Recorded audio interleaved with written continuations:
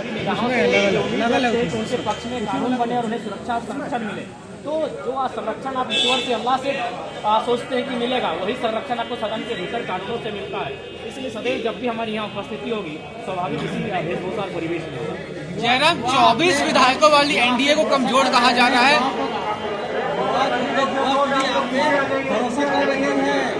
देखिए, युवा ने भरोसा किया है तो युवा के मुद्दों के साथ मैं हमेशा प्रखर रहूंगा और उनके सदैव साथ खड़ा रहूंगा। जयराम जी, ये आपने अभी कानून की बात की, लेकिन कल से एक आपका वीडियो वायरल है जिसमें आप किसी नाजिर को बोल रहे हैं कि पटक के मारेंगे।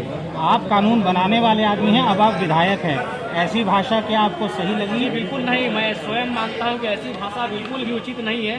लेकिन सवाल ये है कि आप लोग इस विषय को भी जानना होगा कि एक नाजिर जो कि सरकारी नौकरी करता है उसे कई हजार रुपए तनख्वाह मिलती है और एक गरीब मजदूर से 10,000 रुपए घूस लेता है। जब उसको हम फोन करते हैं तो 3 बार फोन को काट देता है, बोलता है हम बाहर में हैं। तो स्वाभाविक है, मानवीय प्रतिक्रिया होती है।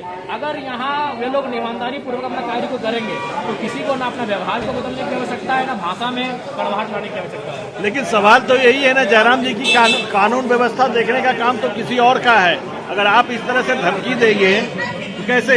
आपको मेरी धमकी दिखी, उन गरीबों का शोषण नहीं दिखा? क्यों नहीं दिखता है?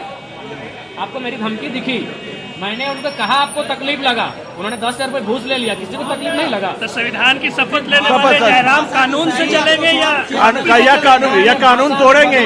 आगे सामने वाले पे निर्भर करता है, 100 में से 1 मिस्टेक होगा। जयराम जी, आपने संविधान का शपथ लेने वाले जयराम जो है संविधान से चलेंगे या धमकी से चलेंगे?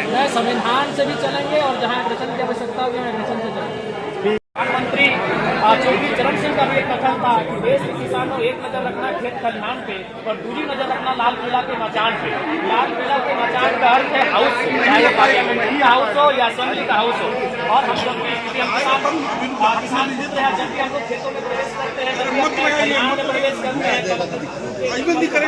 वहाँ खेती का कार्य करते हैं। तो हमारी आस्था, जो आस्था खेतों के प्रति है, वही आस्था इस सदन के प्रति होगी। क्योंकि सदन भी कहीं ना कहीं हमारे लिए इसीलिए बनाया गया है ताकि यहाँ हर चीजों का अधिकार की बात फसल नदी का होगा, फसल स्थानीय नीति का होगा, फसल युवाओं के रोजगार का होगा। जयराम, एनडीए 24 सीटें लाई, उसको कमजोर कहा जा रहा है। अकेले जयराम कैसे सामना करेंगे 56 विधायकों का? देखिए, मेरा मानना है कि एक रहे चाहे 100 रहे, आपकी संख्या मायने नहीं रखती है, आपके विचार मायने रखते हैं। तो जब मैं अपने तर्कों को यहाँ प्रस्तुत करूंगा, वो तर्क तमाम आपके चैनल के माध्यम से पूरे राज्यवासी देखेंगे तो उनमें तय करेंगे कि जयराम महतो अकेला अपने जो बातों को रख रहा है वो 56 पे भारी पड़ रहा है या फिर 56 उन पे भारी पड़ रहे हैं, वो राज्यवासी तय करेंगे। आपके अलावा 80 विधायकों में बेहतर कौन लगता है आपको? देखिए, अभी ये मेरा पहला दिन है जब मैं उनके साथ बैठूंगा, मिलूंगा, उनके व्यवहार का आकलन करूंगा, उसके बाद इस निष्कर्ष पे मैं पहुंचकर बात करूंगा। सीट पे लड़ रहे हैं, हम तो सड़क में लड़ रहे हैं, हम तो सड़क के बाहर भी लड़ रहे हैं, तो एक सीट से हम लड़ेंगे। मुद्दों की आवाज जो बार बार करते रहे, सिद्धांत पर लड़ते हैं, क्या सिद्धांत पर चलने के लिए सत्ता जरूरी नहीं?